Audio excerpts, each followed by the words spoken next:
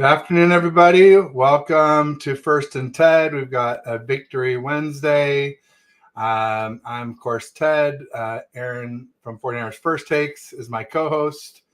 Aaron, how are you doing on this fine hump day? Pretty good, man. Pretty good. Still flying high after flying high over the Eagles on Sunday. Yeah, huge. Didn't expect that kind of outcome as far as blowout status, but we'll take it, right? A win's a win. Absolutely. Yeah, it went about as well as could be expected, especially after starting so poorly, only 6 yards in the first quarter. And, 2 drives where the Eagles were just moving the ball seemingly at will, at least until the red zone, where our defense stood up and bent, but they didn't break. So, yeah, it was a very bendy but don't break defensive effort for sure. No doubt about it. Let's check and see who's in the audience today. Looks like things are busy. We got Renee Cruz in the house, saying Die Hard, San Francisco 49er Empire, Bang Bang Niner Gang, 49er Super Bowl Shuffle, Hot Boys, Quest for Six, Red and Gold, Gold Rush, Bay Bombers, Fog City, City by the Bay, Frisco.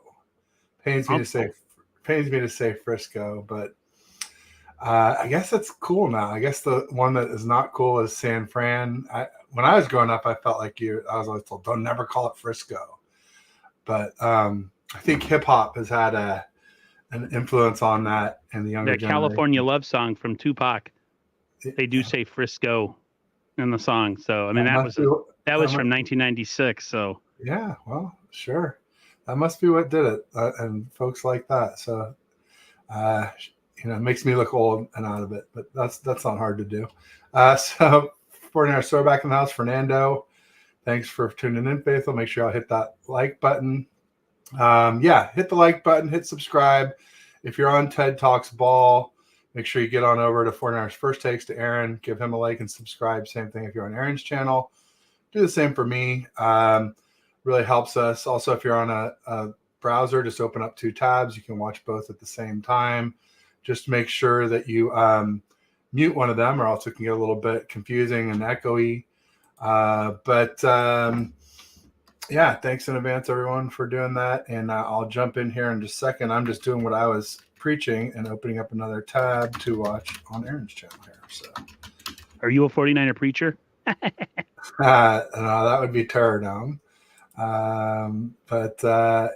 He's been preaching a lot of Purdy love for a long time, and it all seems to be coming true. I mean, I titled my my show, I titled it MV Purdy Gaining Steam, and he's apparently the front runner as of this week. Yep. To win the MVP award. They should just call it MVQ, Most Valuable Quarterback, because I've been pretty vocal about saying that I thought CMC is the MVP. I tweeted it today. You know what? Listen, I know you're a guy that you need to be convinced. You don't just fall in line with everybody else's way of thinking. Which can cause a lot of adversarial reactions. But I do agree. Like, if you want to go based on a football player, I mean, Christian McCaffrey should be in the conversation as well. But as we know, it's mostly a quarterback award. And listen, 2 things can be true. Brock can have a really good setup, and he can also be playing really exceptionally well. Both can be true. Does he deserve to be in the MVP conversation? Hell yeah. He leads in like almost every statistical category that means anything. So, and he's played well. Every single game they've played against good competition, he's had 3 of the top teams. He's had fantastic games, no interceptions. So,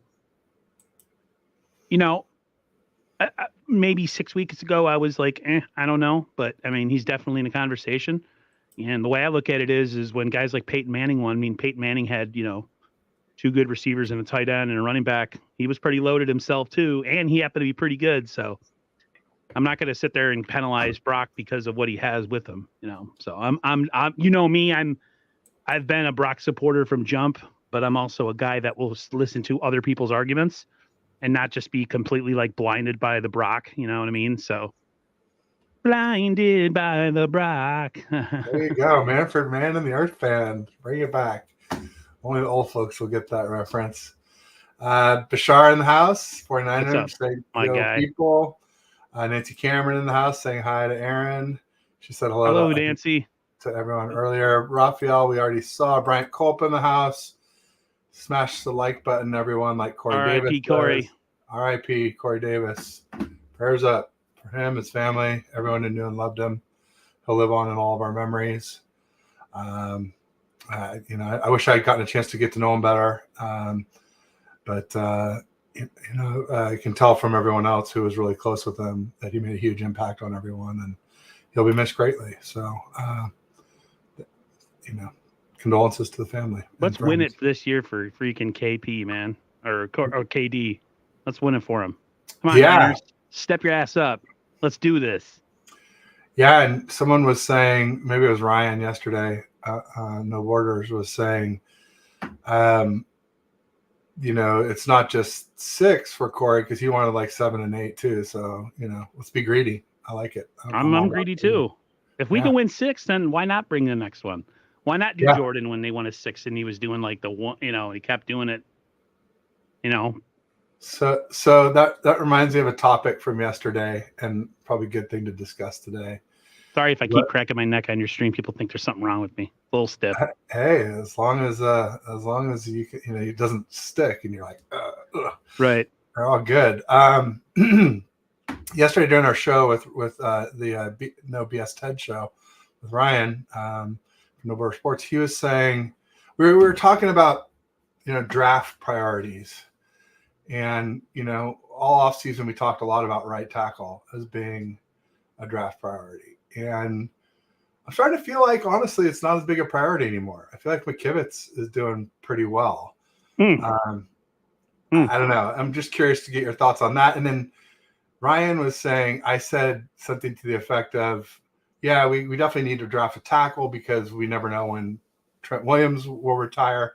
And I actually said, I'll just say Trent Williams will retire if we win a ring this year. And he said, no, I think Trent will want to go back to back.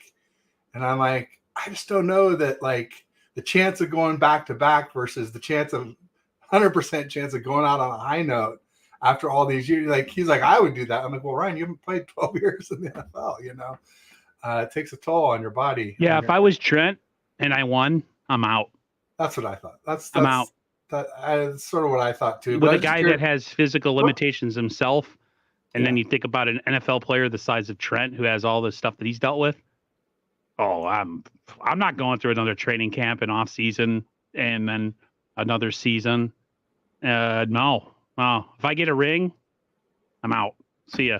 And I don't blame them. If people get mad if that happens, you shouldn't be mad.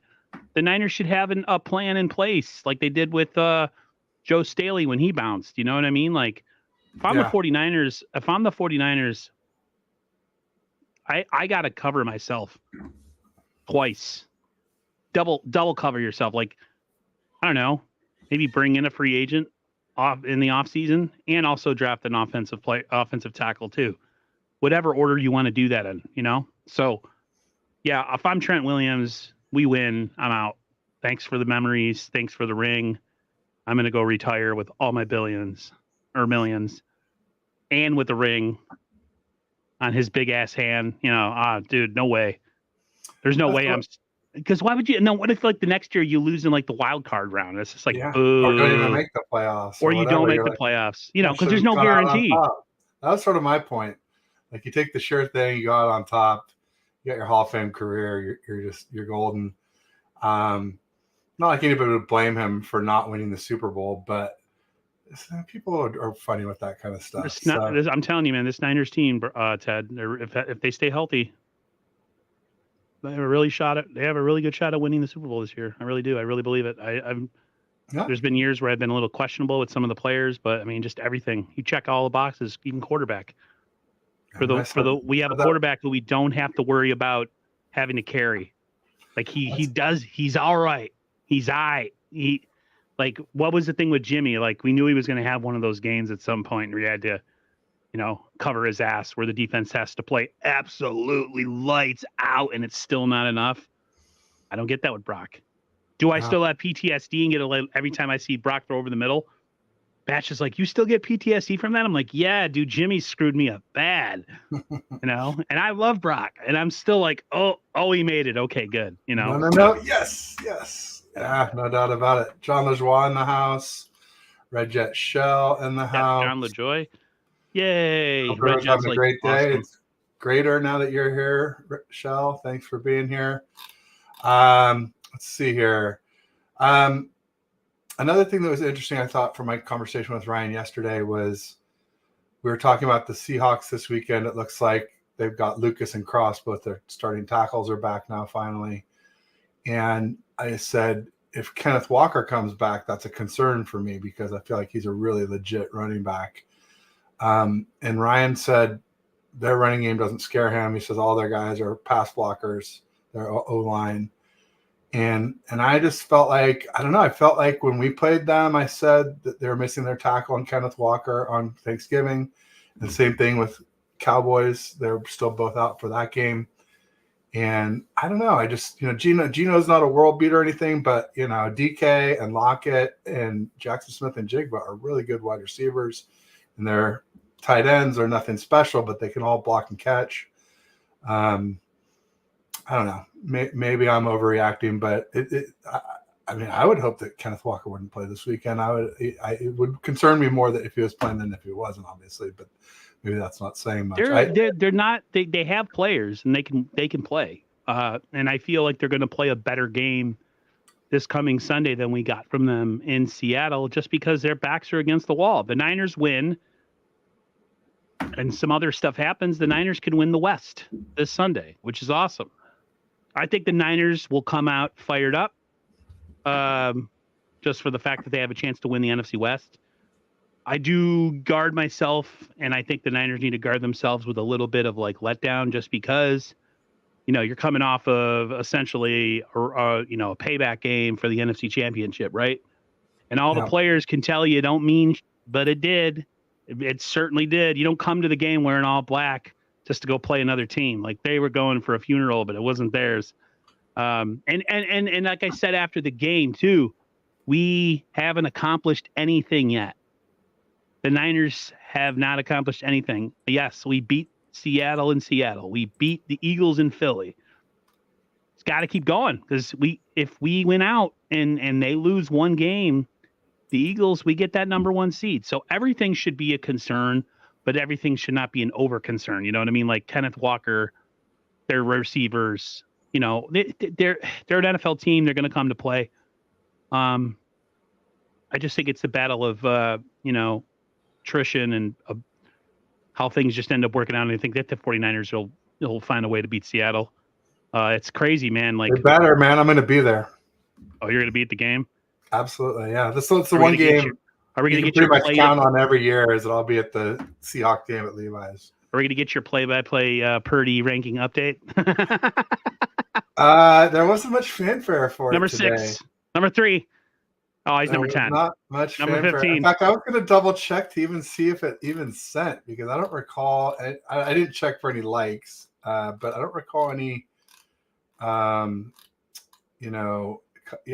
0 comments and 1 like. So apparently people are tired of my rankings. No. It's more people than just you are tired of my rankings, I should say. I'm just all about living in the moment, homie. I'm done. I get why you were doing it for a while, but it's kind of like, okay, we get it. You want to see the real thing. You want to see the Super Bowl, right? You want to see us win. And this, that, and the other. And I get all the expectations, but there has to come a point where I think, personally, just for me, that I'm just like me and Bachelor talk about, I'm just here to enjoy this fucking team, dude, because they're really good and they have a chance to do something this year if they can stay healthy. And that's all I really care about. And I don't care if Brock has one bad game in the midst of a whole season of great games. It just doesn't matter to me. I can't let it. Now, if this was like a series of poor performances, then I could understand the criticism. But this man has shown out. Yes, he has a cushy job, and yes, he's got a bedlam of receivers, but so do other quarterbacks in the NFL, and they don't play as good as him on a week-to-week basis. So I'm all for just living it, and I don't care. Not saying you have to be the same, but that's me personally. I have enough anxiety from my own brain that I worry about Purdy rankings on a week-to-week basis. There you go. Yeah, I mean, I hear you. I am enjoying it. We do have a super team set up before the season. Nothing has changed. In fact, if anything, we've added Chase Young to the super team. I agreed with when you said that, if healthy, we'll win the Super Bowl. I've been saying that kind of all along. And again, even before Chase Young, even more so since. Although, when people try and say, oh, the Niners D is so much better because we added Chase Young, I kind of beg to differ. I don't think he's the biggest difference on the defense. I think it's Lenore and the nickel. No more Oliver. I think it's also playing more press man coverage by our corners. I saw during the game when, it was after the Dre Greenlaw ejection and the Eagles, drove down the field and had the assistance of some penalties also. And they got down to the red zone around the 10-yard line. And we lined up like 8-9 yards off the ball. I'm like, what the hell are you doing, Wilkes? This is, Mooney Ward is a press corner. He's not a zone off ball corner. Sure, as you know what, they throw it to AJ Brown to the left there, and he gets about 7, 8, 9 of the yards, and then they do a couple tush pushes, brotherly shoves. Next thing you know, they have their first TD of the game. So I think those two things are huge. I think Chase Young is up there with those, but maybe not as big as getting rid of Isaiah Oliver. And then also, moving Wilkes down from the booth, I got to give some credit there. I was wrong about that one for sure. I thought he didn't need to, and I think it definitely did. Real quick, Bash was laughing at me, so I had to bring that up. He said, old school San Franciscans hate when people say Frisco. Ha, ha, ha, ha, ha. It's not just old school, dude. I'm just old. You don't even need the school part. I'm an East Coaster from Rochester, New York. So if I make that mistake, you have to give me the benefit of the doubt. Absolutely. No, Bash was just laughing at me because he knows all the hip hop references and he knows how out of touch I am with that. So there's like some dual meanings going on there, and I love it, Bash. That's fine. Roast away. I deserve it. It's fine. I'm a big enough man to take it. Juan Laura in the house saying hello. You say you're a big enough man to take it? Oh, pause. Pause. Hey guys, go Niners. Welcome, Juan. Thanks for joining us. Steven in the house, don't bother me. He was saying hi. I love that name, by the way. Say good afternoon, faithful, and Shell was excited to see him. She said, Steven. Don't bother me. So Frank Ton Ocean in the house saying TNA. Love it. That's what we're going by these days. Raphael was saying RIP to Corey Davis. Absolutely. Blinded by the Brock. Oh, yeah, that was yes. And already was putting that out in my rearview mirror. But here I'm going to be the new guy on, the guy for 90 or what is that? KNBR. It makes all the songs. He used to be, was it Paulie Mac? They need to sign me up. I'll make new songs for them. Paulie Mac. There you go. Tunnel Road to Candlestick Park. Oh man, I miss the stick. Although less and less all the time. Levi's is starting to get a lot more zip. Dave McNiner in the house. Bash says, I think it's a matter of how banged up Trent is or whether or not he'd retire on a winning note. Yeah, I mean, but he's kind of banged up every year though. So I think when you're that big, any lower leg injury is significant. It just is.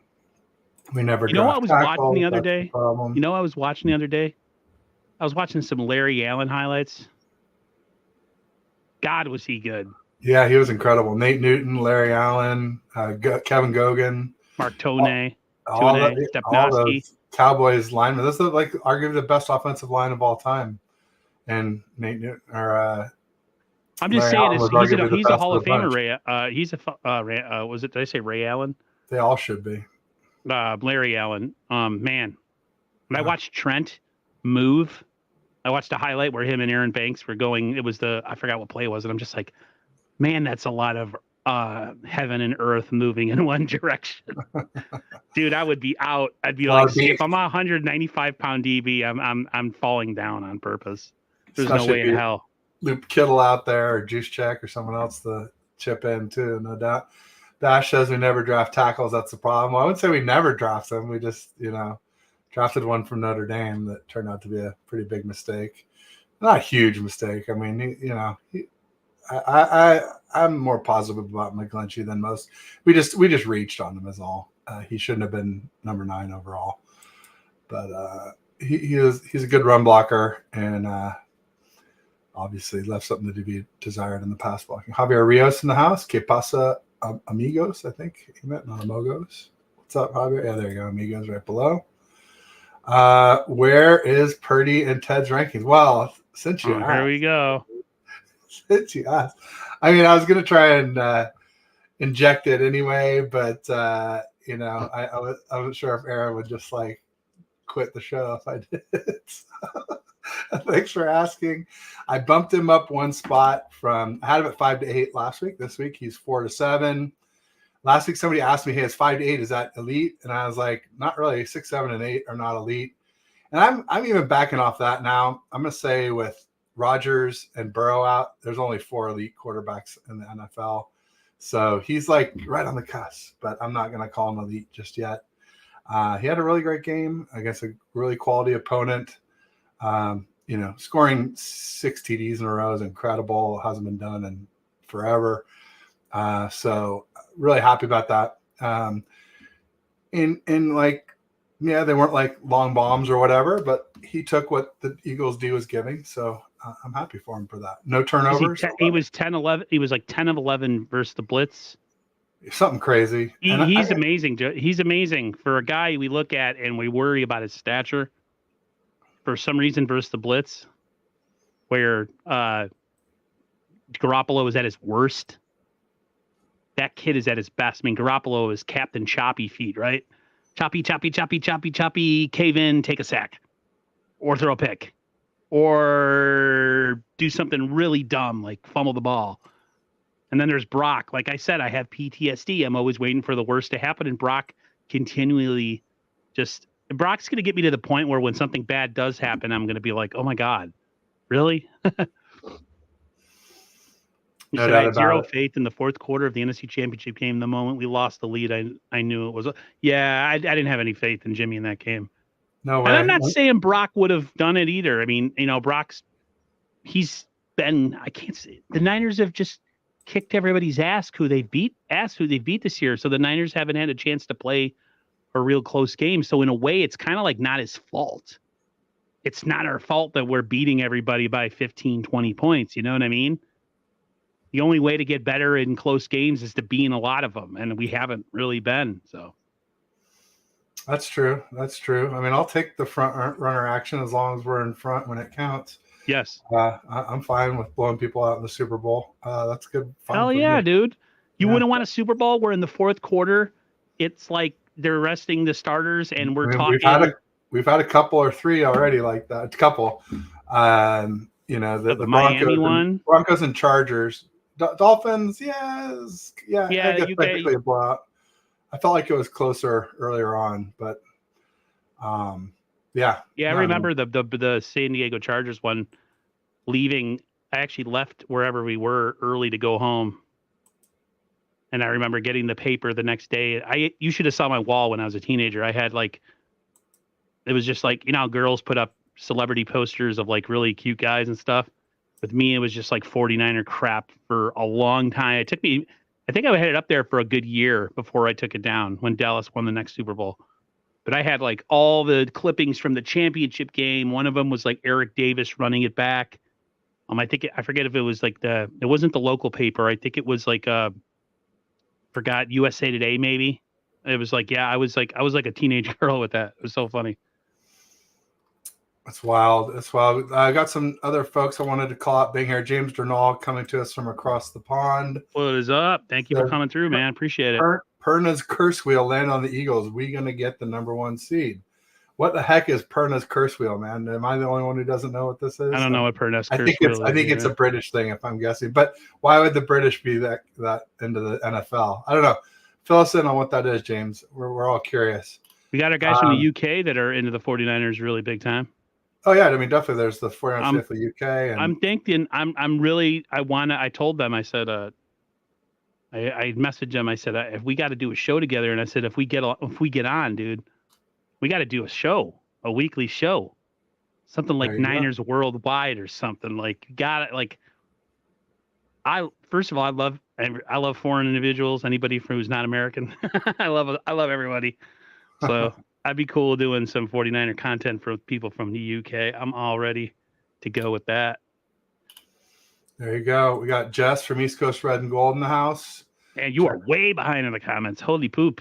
Maybe I'll pop down to the bottom here in just a second. CJ Gray. What's going on, Jess? Jess is coming in to see if you're going to start your rankings, and she's going to yell at you. There you go. Sorry, Jess. I didn't mean to play your spot up. But everybody likes to pile on. See here. Packers cast.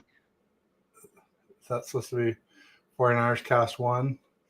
I had to block him. I got tired of his antics. Don't bother me. That's awesome. I blocked a lot of people. Who's that? 49er cast? Yeah, 49ers cast. I think a lot of people have blocked him, although he did do something really funny in regards to someone I didn't like, called someone I didn't like out, and it made me very, very happy. But other than that, yeah, I think I have him blocked too. Bryant Culp says, Brandon Perna, that's good sports. Okay. I'm not familiar, but I'll have to make myself familiar. Steven says, I love San Diego Super Bowl to Jack Murphy Stadium and watch the game. Oh, wow. Nice. Were you like the only 49er fan in that stadium watching it? If they had it playing at Jack Murphy? Probably not. Or did all the Chargers fans know that they were going to get their ass wiped, so they just freaking stayed home? I think they knew. I think everybody knew. That game was over fast. Back then, it was like whoever won the NFC Championship game is like you might as well just hand them in the ring. It was either the Cowboys or the Niners. And they had Natron Means. He was pretty good. Yeah, he means business. Natron means business. Clea Davis will take. Oh, yeah. James Renall, in a different question. Before I jumped down, he had asked, who's going to take Armstead's spot. I would expect to see Clea Davis. I would expect to see T.Y. McGill. Devon Kinlaw. Kinlaw, yeah. We have enough to take care of business, guys. Brandon Perna, maybe that. So, okay. We got Jim Everett the Great down here talking about the Browns game. What does that mean? Who cares? Well, because they beat the Browns and we didn't. That's why. Oh, so here's the thing now. It's been known that like people who don't like Purdy are stuck on that 3-game losing streak. They will not let it go. No, because they ignore the fact that Debo and Trent were out and CMC was dinged up. That's why I was very careful not to pile on Brock. A lot of people are like, oh, you're going to start piling on Brock? You're going to jump off the train? And I was like, no, man, it took me forever to get on this thing. I'm going to wait it out and see what happens a little bit here. Because I did it because I had started to believe in him, and I still believe in him. Hey, just remember, the year we won the Super Bowl against the Chargers, we lost 40-8 to the Eagles. Steve Young and the Niners got their ass kicked in that game. That was a bad performance. The Niners were struggling a little bit because their offensive line was so bad that year. Kind of like this year. I mean, the line's a lot better than that 94 line. But, when you talk about the 49ers and how great they are, the Niners got a bottom tier line in the NFL. No. Other than Trent Williams and Aaron Banks, you don't think so? No. No, I think we dipped into it statistically because Trent Williams was out for a few games. But with Trent, I think we're at least middle of the pack. I disagree with you on McKivitz. I think he was getting Reddick was eating him alive in that game until the Niners started doing some movement. And then he was on skates. I loved seeing Reddick on skates in that game. He was chasing everybody for his dear life. and it was the greatest thing ever. You can't just stand there and drop back and throw against that Eagles defensive line. You gotta constantly be in motion, orbit motion, whatever they call it. You have to keep them moving. If you sit there and just sit there and wait and throw the ball, that's where they end up injuring your quarterback. So I don't know. There you go. CJ Gray feels like you do. Right now, I'm concerned with how the team is doing more than elite quarterback. Yeah, I really don't care. We will have all off season to do that. That's right. Win or lose. They lose if they don't win the Super Bowl. We could talk about it in the off season. I'm just so focused on all I care about is Seattle right now. I'm like the team, dude. I'm ready to go. Let's go. There you go. Well, should we talk a little bit about the matchup? Sure. Well, real quick, Bryant Culp asked a question. How many elite QBs will not make the playoffs? There's not a ton of elite QBs in the NFL. One of them's hurt on the Jets. And one of them's in Kansas City. The Bengals is hurt. We talk elite quarterbacks like they're grown on trees. There's like 3 or 4 tops in the NFL, and everybody else is essentially what Brock is or less. So this whole elite QB, when people talk about elite, like it's kind of a dime a dozen. It's not like something you get out of a vending machine. Like it's tough to be elite, man. You know what gets you to be elite? Doing it over time. That's the only way Brock will ever get any respect, is if he has another great season next year. And then another great season after that. And then you can start to say, okay, he's the guy. No, he's elite. No one's going to give him credit. If he wins the Super Bowl and they're an integral part of winning that Super Bowl and he plays well in that Super Bowl, then maybe he'll get his flowers. But there's still going to be people that are going to shit on him. That's just the nature of the beast. There you go. So, like I was saying, I think Lucas is back for the Seahawks, their right tackle, so they won't have Jason Peters playing there anymore. They already had Cross back on the left tackle. I'm pretty sure they're going to get Kenneth Walker back too, because he was doubtful for the Cowboys game on Thursday. So you would assume if you're doubtful on Thursday, you're probably at least questionable by this Sunday, if not just off the injury designation altogether. But give me your thoughts on the Seattle Seahawks. I feel that the Niners will have a similar game plan on defense. You gotta.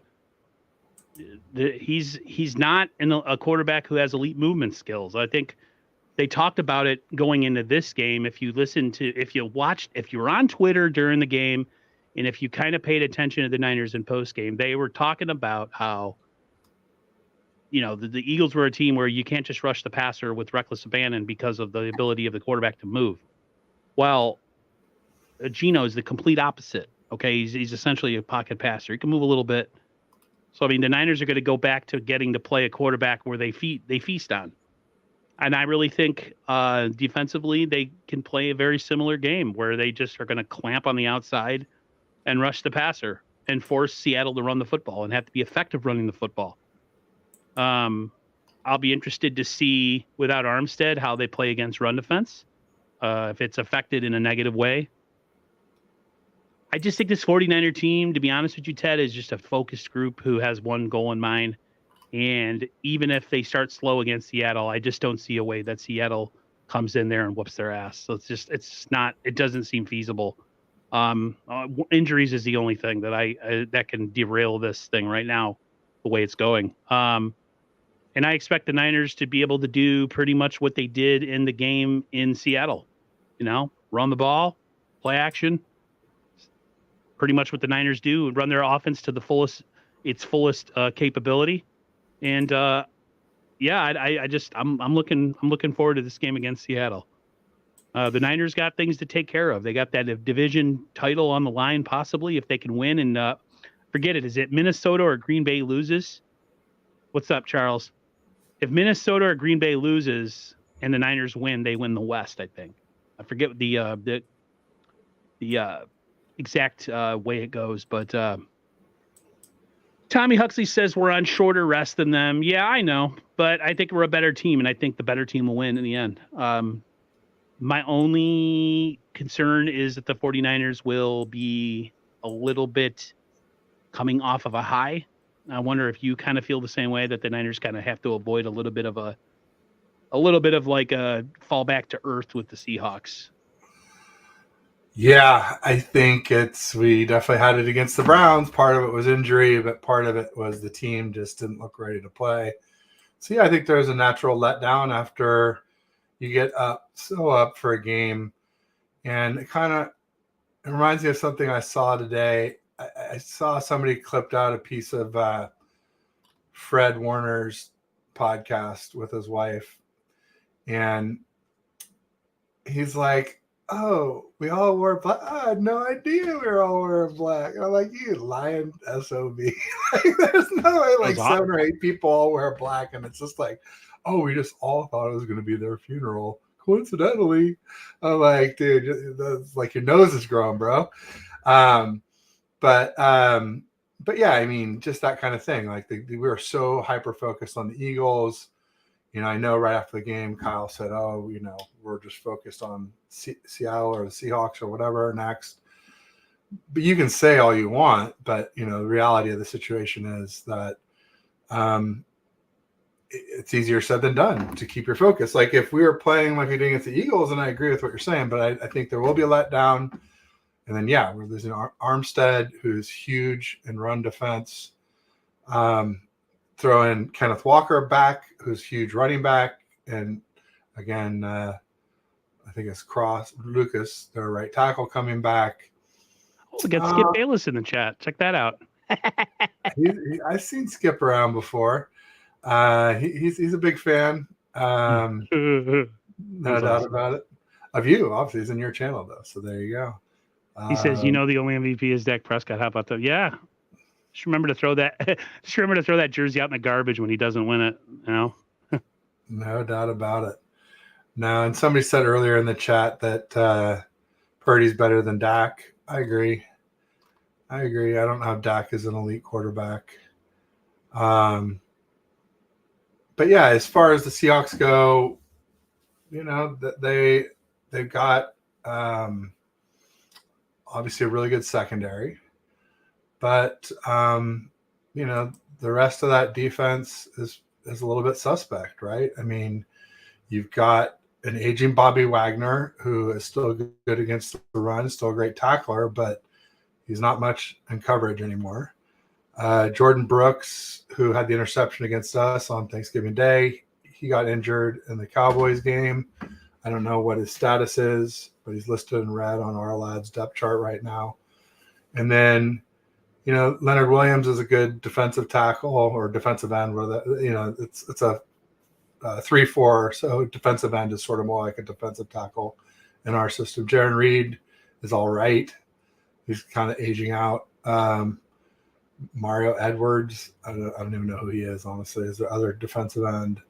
Boye Mafe, he was drafted last year. Oh, by the way, Bash, if you're still in the audience, when we talked about this on Friday, I said I thought Boye Mafe was drafted at the same time as Drake Jackson in the 2022 draft, and it came up again yesterday or Monday, and I looked it up, and Boye Mafe was drafted in the same draft because Bash like, "Oh no, it was this year. I scouted him," and so I'm pulling a receipt on you. 49er Minus said he saw it yesterday.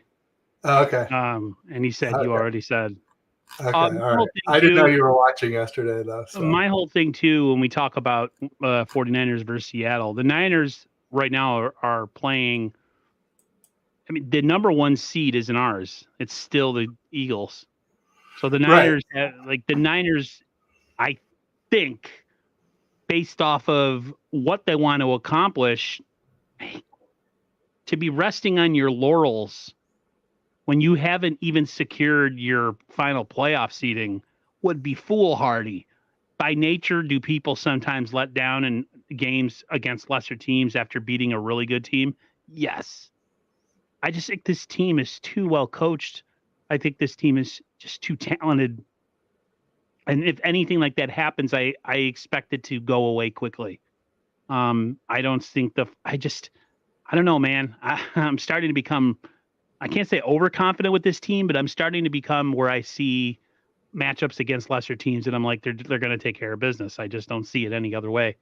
Like I said, injuries to me are the only way that the 49ers don't reach their goal this year.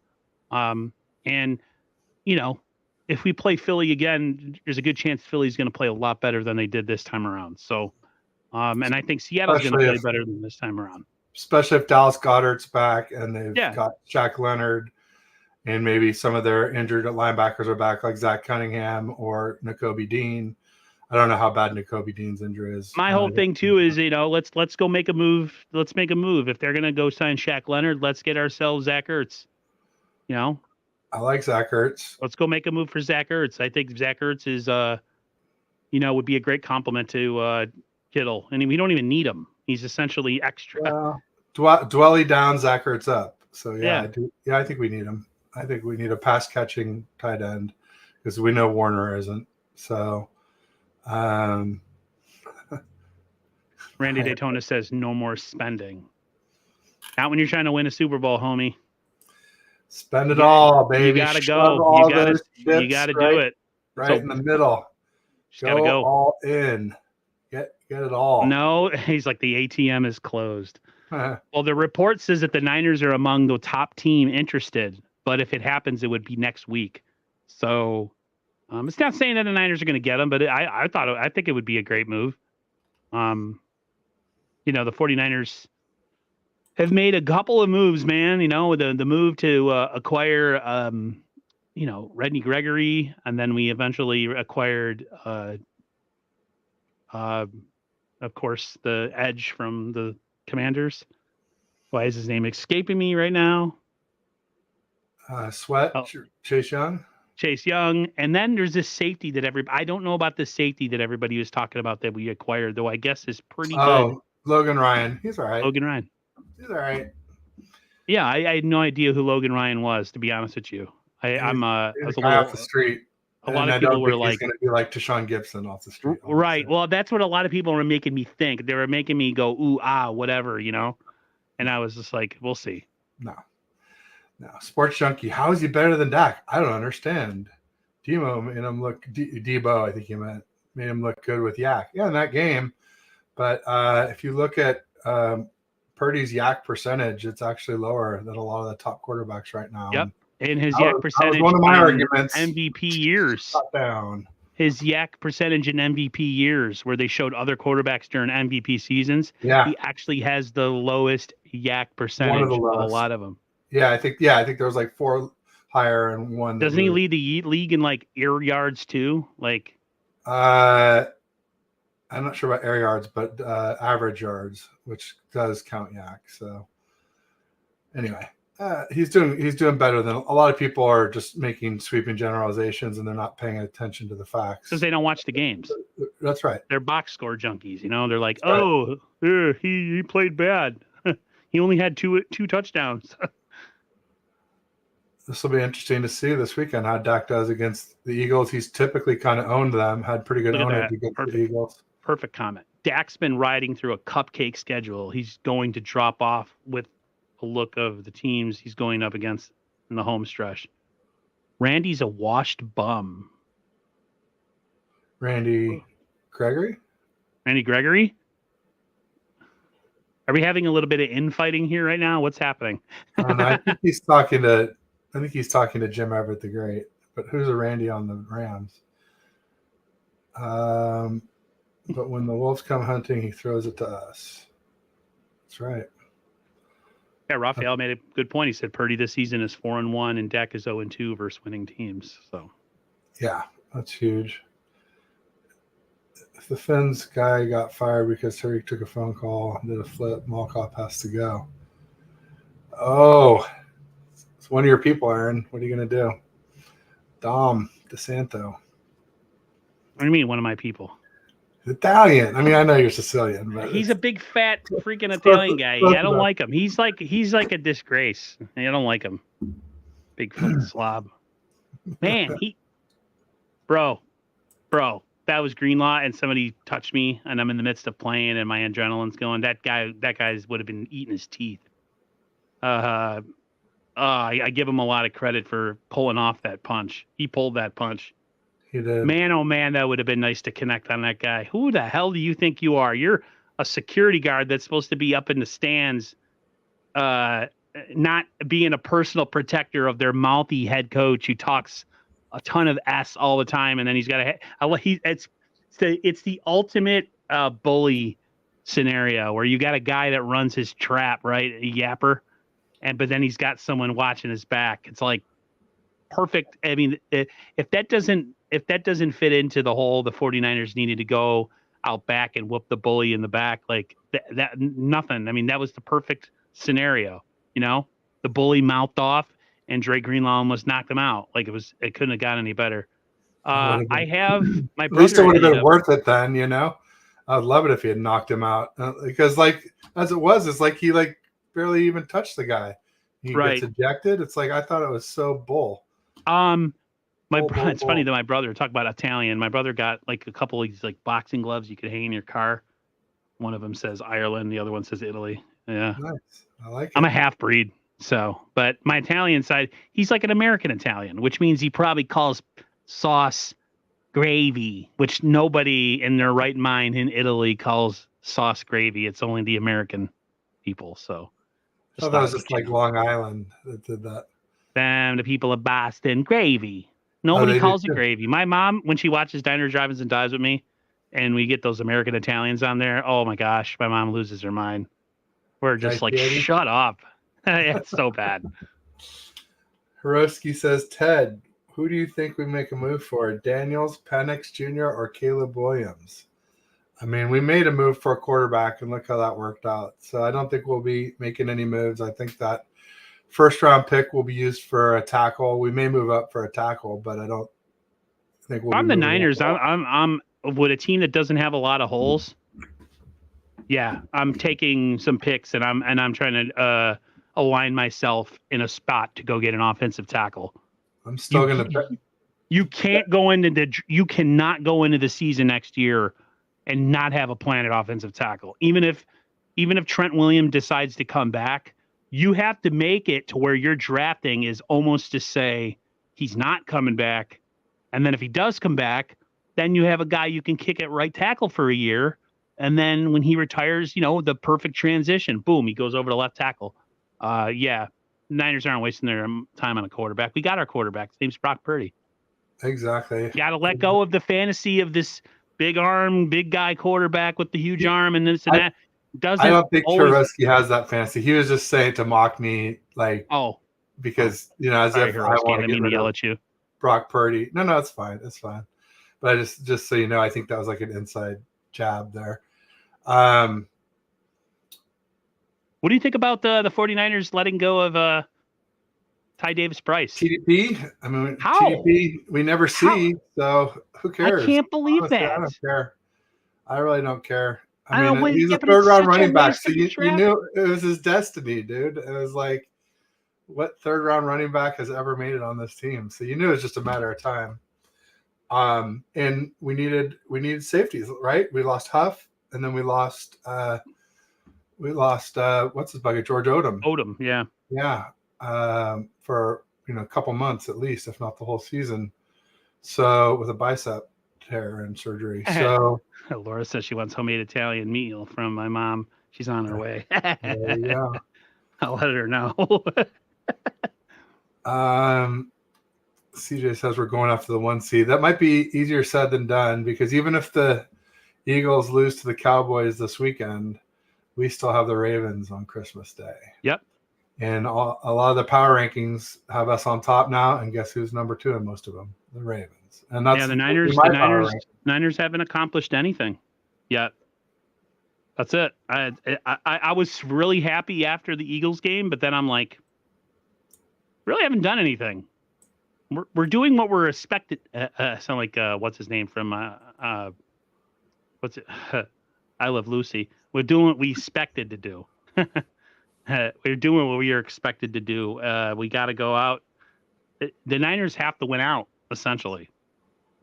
And then they just got to depend on the kindness of the Eagles if they're going to lose a game. The Eagles, the great thing would be if the Eagles dropped a couple back-to-backers, and then all of a sudden the 49ers, could rest on the last week of the season. But I just, knowing the 49ers and the way things go, we're going to be playing through the final week of the season. There's no way. I'll give you a Tinkerbell, Tommy. Hey-o. Hey-o. TDP was a Ricci. Yeah, absolutely. Definitely. 49ers, Eddie in the house. Enjoy it, Laura. Sounds awesome. Be safe. I'll go to my house. Oh, okay. There you go. Nice. Whatever. Aaron loves Dime Store onlines. No, I don't. I want to. I think Chet likes the Dime Store lines. Daewon Jones, absolutely. Bash was on that one. I agree with Bash there. Yeah, Bash. I can believe, because the 49ers do it all the time, every single year. But I can't believe, Bash was so right. We had a chance to draft an offensive tackle of the future. And we draft another running back. We reach for a kicker. It's just, like I said before, Ted, the 49ers sometimes draft like they've won the Super Bowl. They're very kind of just like sloppy with some of these mid-round picks. Like, bro, haven't made it. Look at our 2023 draft. There's like Ghost Town. It every year. They are very cavalier with some of these mid-round picks. Ghost Town in 2023. Yeah. Bash says Sirianni had the Italian flag on his hat, but he wears visors, doesn't he, Bash? He's a visor guy like me. I hate to claim that, but him. When you got a big head, like we do, you got to do it. You got to do it at whatever it takes, whether it's wear a visor or cover up your giant 5 head with the hat. Even though I got beautiful red hair, I have a 5 head, so I got to cover it up with the hat so nobody sees it. I had somebody ask me one time, they're like, "Yo, First Takes, are you bald?" And I'm like, "No." They're like, "We never see your hair." So I took my hat off, and they're like, "Whoa, you got a 5 head." I'm like, "That's why I never take my hat off." There you go. Yeah, Sean Payton and Josh McDaniels are both visor guys, but Josh McDaniels, will he ever be a head coach again? I think not. So let's take him off the list. 49ers Eddie. Dom is honorary time because he ate so much pizza and pasta. I like it. It's funny that he got referred to by somebody on the KNBR staff as a fat ass guy. And it's exactly what I said during the game while my brother and me were watching. I'm like, who's this fat ass freaking putting his hand on players' insurance? My brother's like, geez. And I'm just like, no, but it's what he is. He's freaking, who are you, man? I was so mad. Jalen Carter was crying. Oh, man. Yeah, we beat them so bad. We made their draft pick cry, man. That was great. That was so good. You didn't see that? No. Oh, he was standing behind the coach sniffling. I haven't got through my rewatch yet. I'm in about the 3rd quarter, so that's probably why. Paul Blart karaoke. Walk-off is entitled. He does look like the guy that goes to the pizza place that's offering, if you can eat the whole pizza, you get it for free. And he's done it like multiple times. Like, they're like, dude, stop coming here. We need to make money. Well, I mean, I think one big story of the game was our defense. I mean, as far as when I wrote my preview article before the game, I was saying that, the Niners offense and the Eagles offense were both top-notch O's. I thought the difference would be the defense. I just didn't think we would hold them to only 19 points. Crazy. Yeah, actually, I guess I did. I predicted 20-17, but I thought it was going to be a lot wetter. I thought it was going to be raining the whole time when I wrote the article. So I thought the score differential would be a lot closer. I think it was, what did I have? 24-20, and we won 42-19. So it's crazy. I know that some of the people that were predicting the game were predicting that the Niners were going to smack them. Some outlets. I don't know if it was like New York outlets or some other national outlets that were talking. Some of them were saying I don't think the game's going to be close. And I'm thinking, are you fucking serious? They're the defending NFC champs. Their Niners are not going to smoke them. And they did. And it's really, I'm like, how did that happen? The Niners essentially gave up a couple field goals early on, stemmed the tide. And then all of a sudden I was like, it didn't matter what they were doing on defense. The Niners were just moving the ball at ease down the field, and I was like shocked. I still shocked that they won by the score that they did. Because if you look at Philly's defensive line and Philly's team as a whole, they're a really talented team. Like I think the Niners are a more talented team as far as, players across the board. But when healthy, that defensive line with Fletcher Cox and Reddick and all those guys, they're amazing. They just had no linebackers. Yeah, and their secondary, if you get to them, the talk is that they can be had in the secondary. Their tackling was abysmal in that game. I mean, Debo wasn't going to be denied, Ted. You knew that. You knew he wasn't going to. You knew when Debo got. How many times have I said You're right.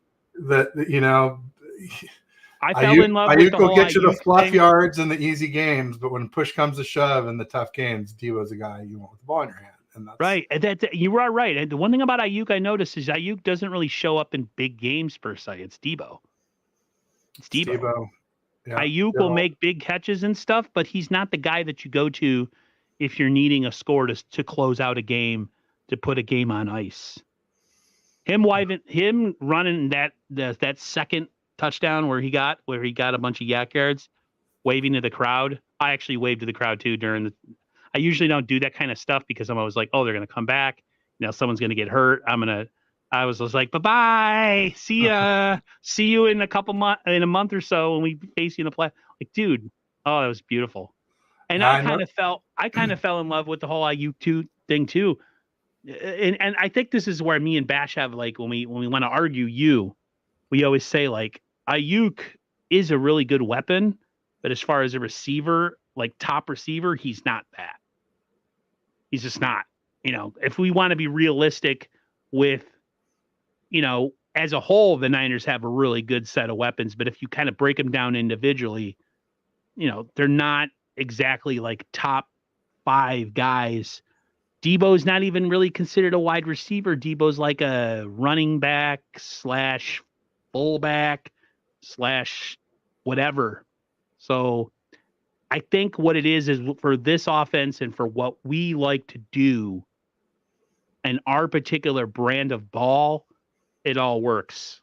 You put Debo on other teams, I don't know if he's as productive, to be honest with you. I just don't think teams would know how to use him. So I'm with you there. Yeah, I feel like they all benefit from each other, and yep, I agree. They all benefit, especially from CMC. I feel like CMC has this gravity like Steph Curry has, where all the eyes are on him. Mm-hmm. There's just less eyes on everybody else. So CJ Gray says you'd rather see Logan Ryan at safety than Oliver. Absolutely. I'd rather see anybody at safety than Isaiah Oliver. Thank God we got him off the field. Don't put him back on the field for any reason. He's not good. No, I mean, not in coverage. He's good. He's good at the line of scrimmage. He's a good tackler, but just such a liability in coverage. And I know strong safety isn't necessarily known for having to cover a lot, but it's still, I would be shocked if he was better than Logan Ryan at that position. Randy Daytona said the Chiefs would love Ayuk. What do you think of that? I agree. They would. Yeah, absolutely, they would. Because he run blocks and he's better than anyone they have. They don't have any good receivers. So Ayuk is heads and tails better than any one of their receivers by far. Not even close. James Renal says Juice lines up at tight end. We don't need Ertz. Well, then why do we have Dwelly on the roster if we don't need Ertz? We do. We need a catching tight end. So, yeah, no, that's not true. Ertz and Dwelly are much taller than Juice. So, not apples to apples. I hear what you're saying, but we just don't do it that often. We usually line up Juice Check in the backfield, or we'll split him out into the slot, but we usually don't line him up in line. I think it's because he's not tall enough. He's like 6'1", 6'2", whatever he is. I think he's 6. I think he's 6'2", 240-ish. What else we got? Randy said the ATM's closed. All right, I think we're caught up backwards, so I'll scoot to the bottom. Also, real quick, I should do a quick commercial break. Go right ahead. I got a sponsor. They're called the Travelstead Group. They're retail and hospitality logistics. They do transportation and warehousing for brick and mortar. They do FFE, which is fixed furniture and equipment. OSE, which is operating supplies and equipment, new store openings, rollouts, relocations, decommissions, from the first mile to the final mile and everywhere in between. Travelstead has you covered. Let them know how they can help you via air, ocean, or land. They do closed loop solutions for retail and hospitality. Nick and Henry are the go-to guys there. They have 100% US-based support. So these are complex operations. There's always at least fine tuning. Sometimes snafu is good to know when you pick up the phone. You'll be talking to folks here and not some call center overseas where they have no clue what you and your business do. Check out the website. The link is in the description of the show. My Twitter X bio, YouTube about page, LinkedIn, and Facebook if you follow me there. Click the link, check out the video. Be sure you tell them Ted sent you so they know. Thanks in advance, Aaron. Thank you, Aaron, for letting me pay them bills. It's important. Word. I see that the little argument going on between Raphael and Randy about Oliver. Raphael says Oliver is the weakest link when he was on the field. And Randy Daytona says we were 5-0. We were 5-0, but he was definitely a liability during all those games. Like if you looked at any of the negativity during that 5-0 win streak, one of them was the inability to really stop the slot receiver. I mean, just watch the Rams game. Puka Nacua was eating his freaking lunch the whole game. 15 receptions. Like they could not stop halftime or something. Any of it. And that was mainly in the slot. So they were 5-0.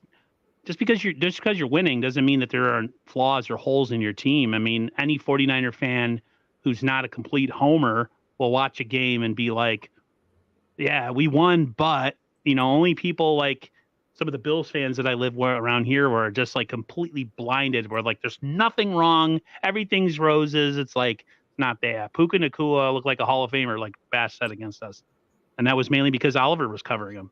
The Niners defense, yeah, they gave up a lot of yards to the Eagles, but did the Eagles really ever threaten in that game other than early on and maybe the drive after the big penalty? No. They were never threatening, and that's crazy to think. And I think, like Ted said, it's a mix of the pass rush mixed with them fixing their secondary and telling Isaiah Oliver to freaking kick rocks, man. Raphael says Oliver's the weakest link when he's on the field. I agree. Yes. You are the weakest link, and it's not even close. Juice Bash says Juice is overpaid. I don't know if he's overpaid. I think he's just underutilized. I think there's a difference. I think he's worth what we pay him. We just don't use him enough. I just feel like they talked about when we had that guy in this offseason that fullback we had, and I thought we were going to use him. I thought he was the future. Everybody kept talking about him. Whatever his last name is, you guys can help me out. And then we ended up letting him go. So pretty disappointed in that. I forget his name. Does everybody know that? Anybody know the fullback that we had? Was it Coletto? I think Jack it was Coletto. Yeah. I think he's with Raphael size 5'6" says Hurts process is slow. I did notice that. I think he's with Green Bay, I want to say now, or the Bears. I forget. It's funny. I just saw his name today because I was going through calling some people that I follow that don't follow me back, and he was one of them. So he's not on the team anymore. So see you, Jack, unless you come back. I guess I try to follow all our active players. Always Drip. I just asked us. He's way at the bottom, very bottom. He says, "Do you think Zach Ertz signs here?" It's up to the Niners. I'm going to assume the Niners could sign him today if they wanted to, but it seems like somebody was saying that Zach and his wife Julie both went to college here in the Bay Area, so that never hurts. But and anybody who's really like against the Zach Ertz thing, what's the negative of bringing in Zach Ertz? Yeah, it's a few $1 million. We're not going to. Not your money. It ain't your money. That's what I always tell people. It ain't your freaking money. Why are you worried? The Niners know what they're doing. They have one of the best cap guys in the NFL. Aaron, I don't give a shit about next year. Win a fucking ring. Win a fucking ring now. Yes. Yeah. Yes. And I'm clipping that. We're gonna clip that after. I have to put that up. Oh, that is the most truest statement. I'll let you four letter get vulgar with it, dude. Exactly. I'm so sick of talking about next year. Yeah. Let's do it. And next year, there's other moves that can be made to save money next year too. Don't think that you have to have it all figured out before we even go to our draft or free agency and stuff. Always Drip says, as long as we take them away from the Eagles. Exactly. Yeah. The Eagles are reeling, son. They're reeling, and they still got a better record than us. Think about that. We're in their head. Now we just got to make sure that we stay in our own. That's the exact reason is you keep them away from the Eagles and we get them here. It's a win-win for sure. Anything that the Niners are doing this particular season, people, you cannot be worried about the future. Yeah, if you were there in 2020, you remember when Kittle and Reed were on the field, it was great to see. It was so rare because Kittle missed like 8-10 games that season. And Reed, he got a catch. He had an MCL and he had a broken foot. He had a broken foot against the Seahawks in Seattle. And then Reed had like multiple injuries, which he kind of always does. And so they barely played together. But when they did, it was definitely pretty cool to see us with two real tight ends for once. Randy Daytona says we lost 3 games because the schedule was rigged. He predicted them. He predicted Browns. He predicted Vikings, and he predicted Bengals. I think a lot of us picked us to lose to the Bengals. He just took it too far, man. He said Jags too, and he kept pushing all in. Like that's the thing about pushing all in. You can do it once or twice, but after you do it like three times, like that fourth time, it'll get you. But he was pretty spot on. Itchy95 says Zach grew up in the Bay Area. And 49er Minded says, yeah, Zach did. One of my friends went to school with him. So, yeah, it's just a given. He needs to come here.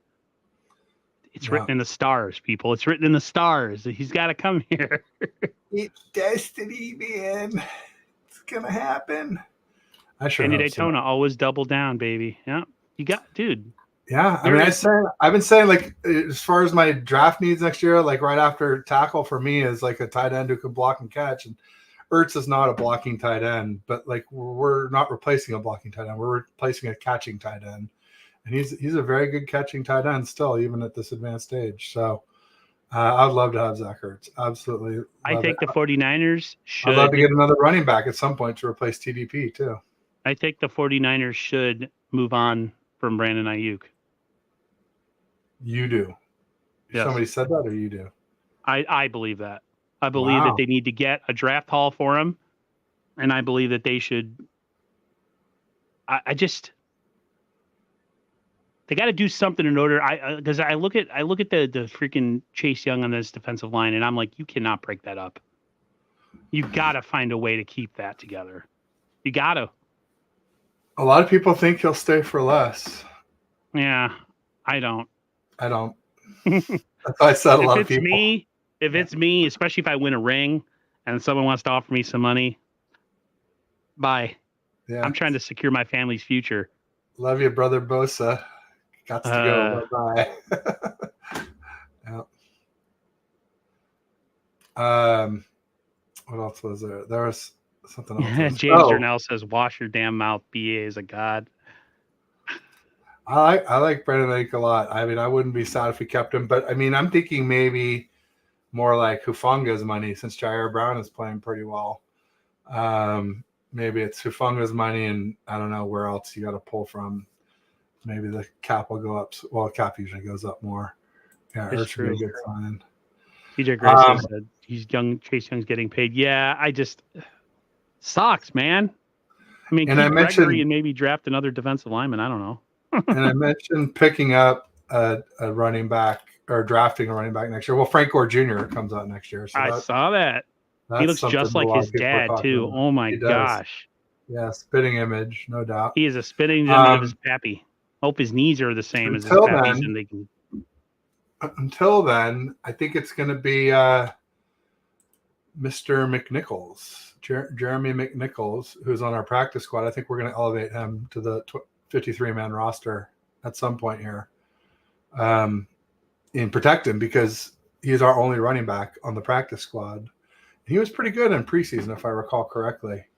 I think he was in there some when Trey Lance was in, and I remember watching. I just can't believe that they could just throw out third round picks like that. Like it's so.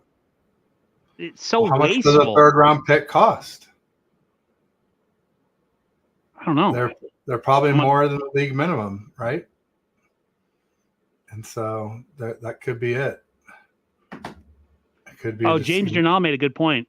He When says we not can't even worried. get Mason in. Why are we worried about TDP? Right. True. James Jernal said, not worried about money. Juice is halfway out the door. We lose D Ford's dead cap, and Trent might right out into the sunset. We can make room for BA. True. True. True. All true. I listen. Priority number one is to get an offensive tackle next year's draft. You have to. Yeah. You got to move picks around. You got to try. You got to trade up probably in the top 15 to top 20, closer to the top 15. You got to go get You got to get a tackle. You have to. There's no choice. You cannot go into the season with McKivitz and who's the other guy that we have that played when Trent was out? Like Jalen Moore. Yeah, you do that, you're gonna get your quarterback injured. Matt Pryor. Yeah. So let's see. But let's talk about the offseason and the offseason, okay? Okay. Oh, okay. Well, I was gonna bring up one thing. Okay, go ahead. You can do it. I was gonna do 2024 free agent offensive lineman. So Jason Kelsey is off. That's not what we're looking for, though. I mean, he'd be better than Brendel. Anybody on that Eagles offensive line is not affordable. Byron Smith, Andrus Pete, Dwayne Brown. He's old. Zeitler, Connor Williams, Trent Brown. Trent Brown. God, can you imagine? Bring him back after all these years. Mm-mm. There's not a lot out there. Lucas Patrick. I mean, as you can imagine, like nobody lets good things that you need to draft and keep: edge, offensive tackle, quarterback. Yeah. When you have those things, you draft them, you keep them. People are like, "Oh, you could just go replace a guy in the draft." No, it doesn't work like that. Look what happened with us with Buckner. Kinlaw, yeah, maybe he's doing a couple things here and there this season, but dude, he's been a complete bust. You just can't go player for player. People are like, well, you'd be doing that for Trent. Well, yeah, because Trent's retiring. You got to get a guy. But like, you can't essentially, it just doesn't work. It just doesn't work that way, man. You can't just sit there and think that, that you cannot risk going into a season with not a solidified offensive line. It's going to suck, man. Trent is so good. Man, when you watch games and Trent is healthy, dude, we're so lucky. We're so loaded. This team is so fucking loaded, man.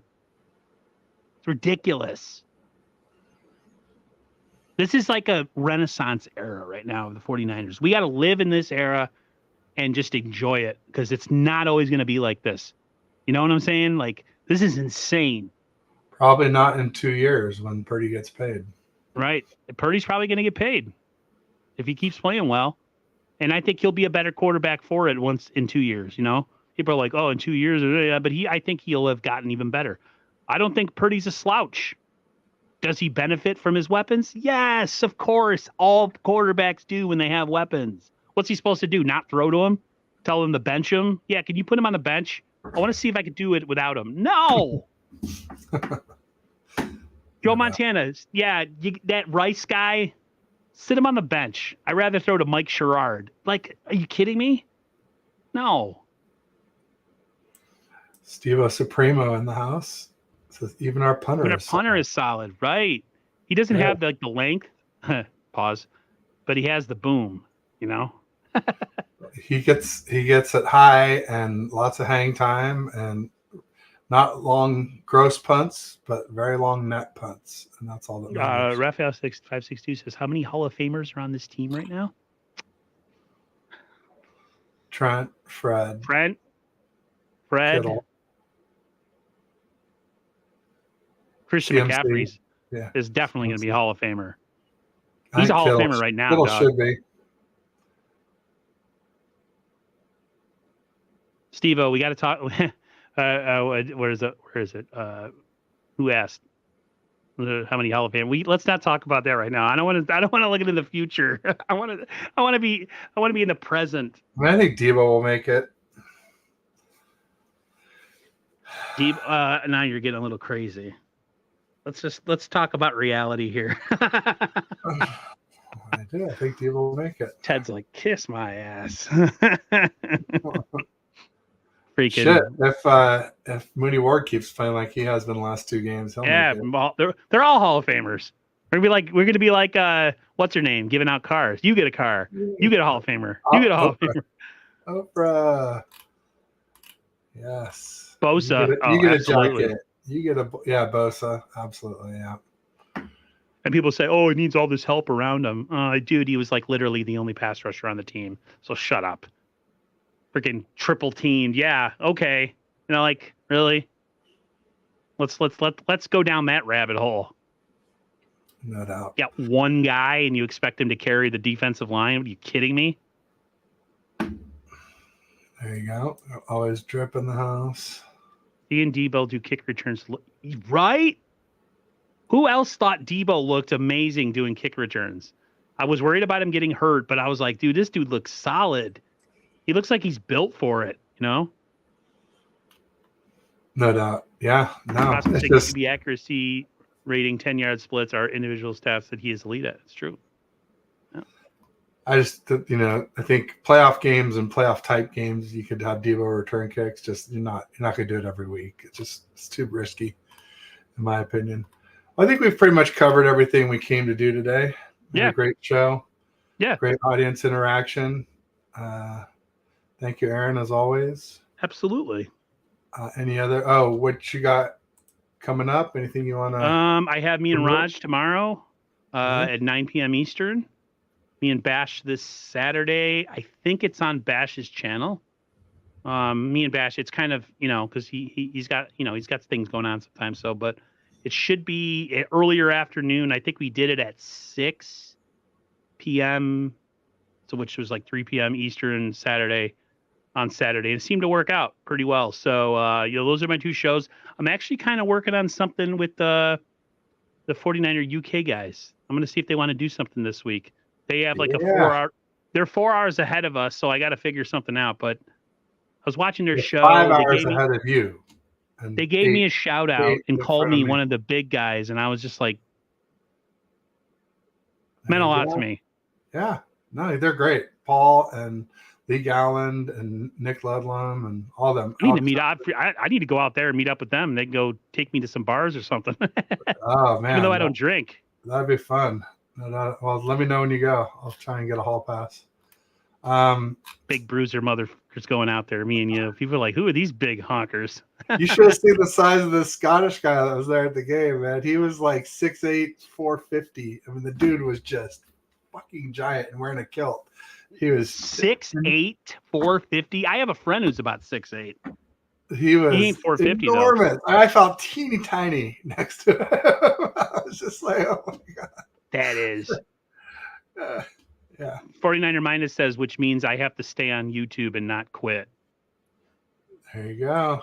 I don't know, guys. It's the whole thing with this YouTube thing is you have to have expectations for yourself. And if you don't reach them over a certain period of time, you have to reevaluate why you're doing it. You know what I mean? And that's kind of where I'm at.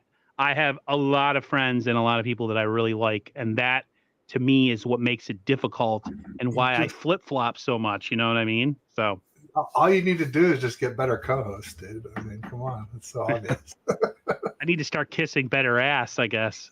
That's right. Which is something I'm not really good at. So that's why I'm not successful, I guess.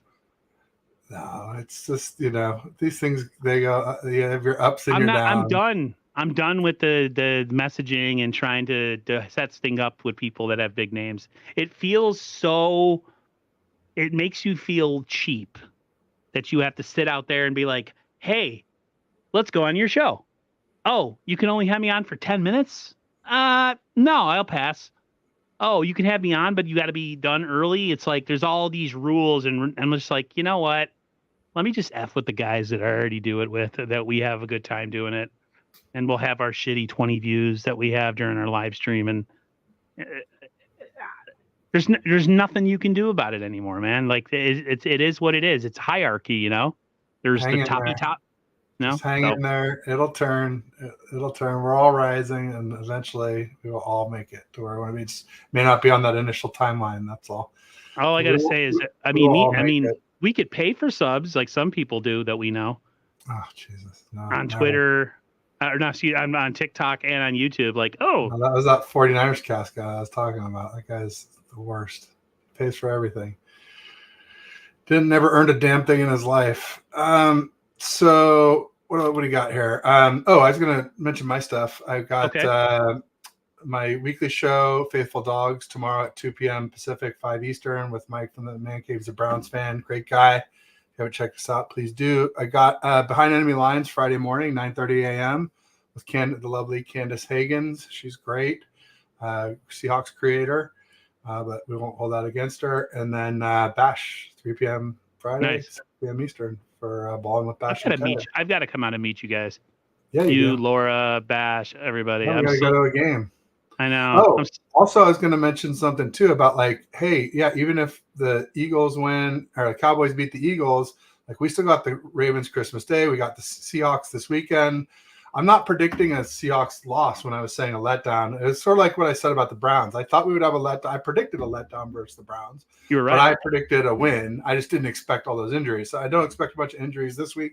I'm still predicting a win, but I think it might be closer than a lot of people think. And I think Vegas has us like 10.5-point favorites or something crazy. I think that's too much for a division rival. And then the other one to watch out for, sneaky at the end of the season, could be the Rams. You know, with Kyron Williams is playing well, the Cup's back. Puka's been balling the whole damn time. Yeah, they have nothing to play for. At least I think they're going to at that point. They're still in. They're 6-6. They're still alive in the playoff race. They can be eliminated lots of different ways out of their control, but they're still in it right now. Yeah, Niners need to take care of business, man. I mean, the Eagles game, like I said, the Eagles game was great. We kicked their butt, but we haven't accomplished our ultimate goal. So I think a lot of 49ers guys said that, they celebrated it on the flight home, but by the time they got back to the West Coast, it was like full go on Seattle.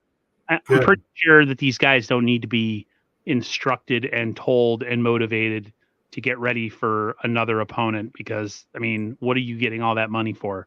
I was really piped. Yeah.